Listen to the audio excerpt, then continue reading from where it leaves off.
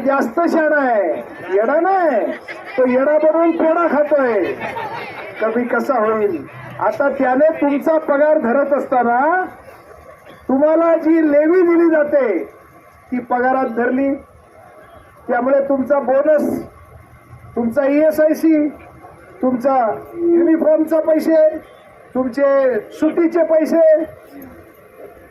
हे सगळे त्याच्यात धरले. आणि कायम कामगारासाठी ते धरलेच नाहीत. कायम कामगारासाठी आता ते न धरता येडा बनवताय तुम्ही.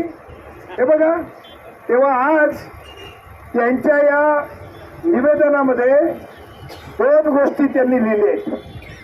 एक त्यांनी लिहिलं की हे जे आम्ही सांगतोय पगार कमी होईल, हे कोणाकडनं ऐकलं तर पालिकेचे पूर्वी जे वकील होते मारणे साहेब, जे आता हायकोर्टाचे वकील, हायकोर्टाचे जज झालेत, हायकोर्टाचे जज साहेब झालेत, त्यांच्या सांगण्याप्रमाणे.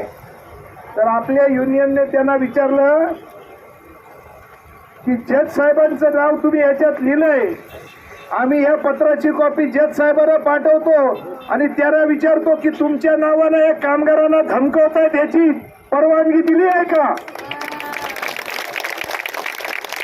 मग पुपू पुपू व्हायला लागली. हे जजचं नाव लिहिलंय तुम्ही मारणे, आणि मारणे साहेबांनी जे दिलंय त्याच्यामध्ये समान कामाला समान वेतन सुप्रीम कोर्टाच्या निर्णयाप्रमाणे द्यावं लागेल असंही लिहिलं, पण ते वाचलं नाही. तेव्हा माझी अशी मंगेश तुम्हाला विनंती आहे, हे सोडू नका. यांची बरोबर हातात सापडलेली आहे गोष्ट.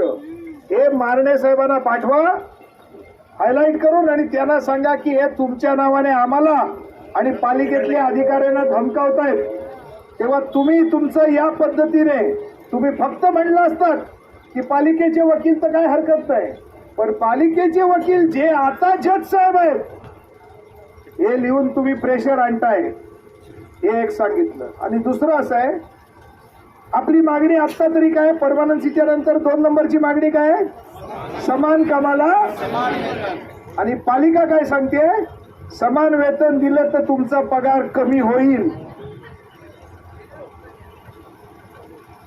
द्या, कमी झाला तरी चालेल द्या. आणि ज्या दिवशी हे कमी पगार देतील त्या दिवशी यांच्या सगळ्यांच्या नोकऱ्या जातील. कारण हे खोटे बोलतायत, आणि हे खोटे बोलतायत. हिंमत असेल पालिकेला तर कंत्राटी कामगारांना मिळणाऱ्या किमान वेतनापेक्षा समान वेतन कमी आहे असं आम्ही त्यांना सांगितलं. मिनिटमध्ये लिहा तुम्ही, ह्याच्यात देताना लिहून की पगार कमी होईल. याचा अर्थच काय, आज कायम कामगारांना तुम्ही पगार कमी देता, तर म्हटलं लिहा, नवी मुंबई महानगरपालिकेमध्ये कायम कामगारांना किमान वेतनापेक्षा कमी पगार दिला जातो. लिहा.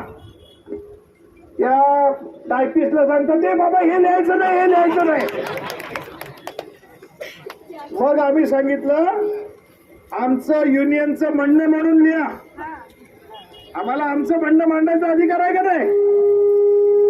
मग ते आता त्यांनी लिहून तर घेतलंय, टाईप करताना काय टाईप करतात ते मंगेश बघेल. मंगेशच्या बाबतीत एक गोष्ट, आता आम्ही एवढ्या युनियनचं काम करतो, पेपर आणि एक एक बारीक सारीक पेपर लाईनशीर लावण्यामध्ये मंगेशचा हात कोणीही धरू शकत नाही.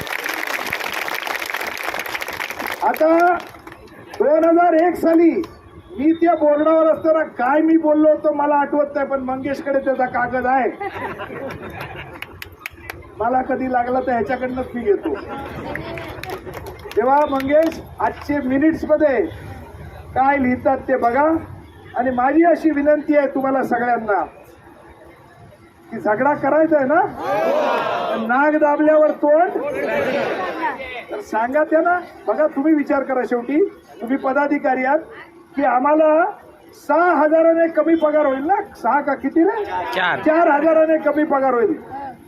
चालेल म्हणाव साहेब. त्यांना सांगितलं आजचा पहिला मोर्चा आहे, नेहमी मोर्चा येतो पगार वाढवायला, आज पहिला मोर्चा आहे पगार कमी कर दाखवा, डेव्हिंग करून दाखवा. कारण कायद्याप्रमाणे हा पगार त्यांनी खोटा लिहिलेला आहे. तुमचा पगार 40,000च्या पुढे गेलाच पाहिजे. कारण तुमची समान कामाला समानची ऑर्डर जी आहे ती 2007ची आहे. मग हे सांगितल्यानंतर काय म्हणायला लागले, 2017 साली आम्ही एक सर्क्युलर काढलंय. काय वेतन काढलंय तर समान काम आणि किमान वेतन. तर आमचं किमान वेतन जास्त आहे म्हणून समान वेतन न देता किमान वेतन द्यायचं टेंडर काढलंय.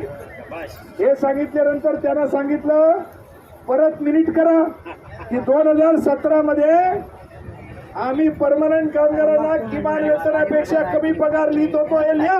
नाही नाही नाही नाही नाही ते नाही मिनिट करणार. तेव्हा ह्यांची चोरी तुमच्या हातात लेखी आहे, लेखी आहे. नाक दबाएगा तो मुंह खुलेगा. पण नाक दाबण्यासाठी तुमची ताकद पाहिजे.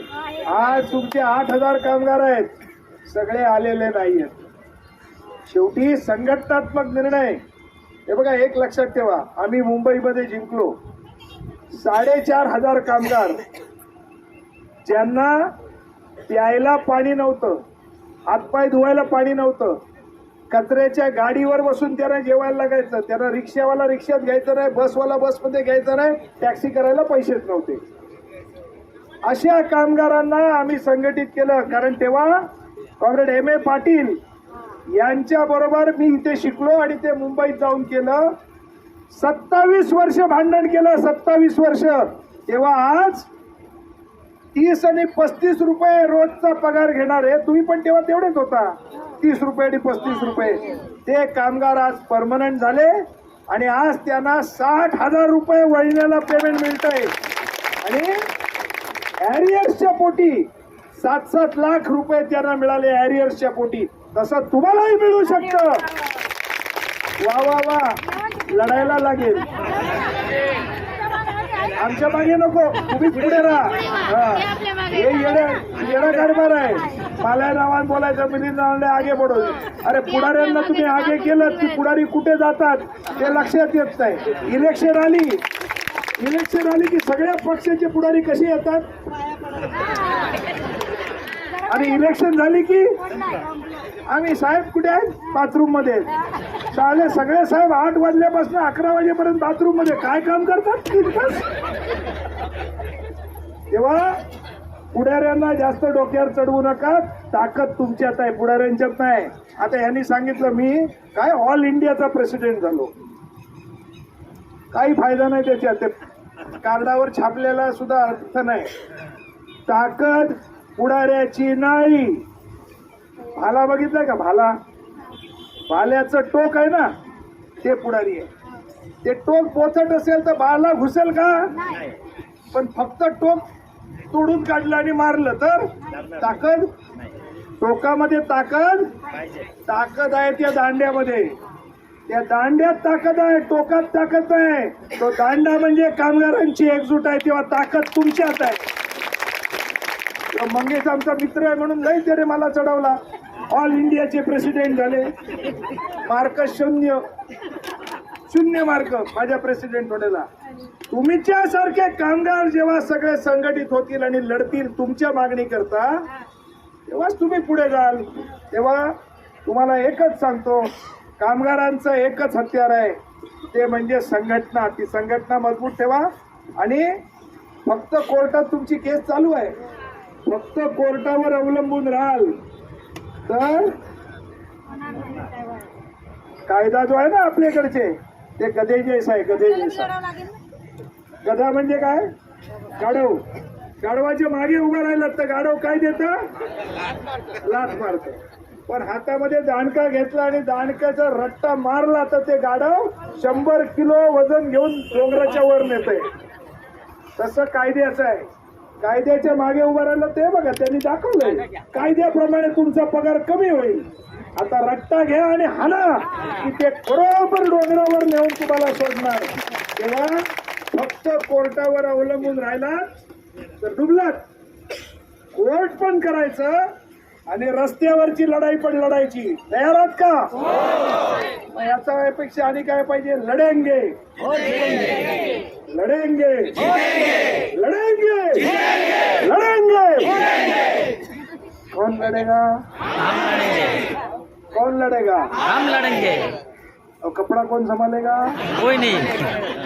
कोई नहीं सब लड़ेंगे. लढल्या खेलीच आपल्याला गत्यंतर नाही. जय भीम, लाल सलाम. हॅलो.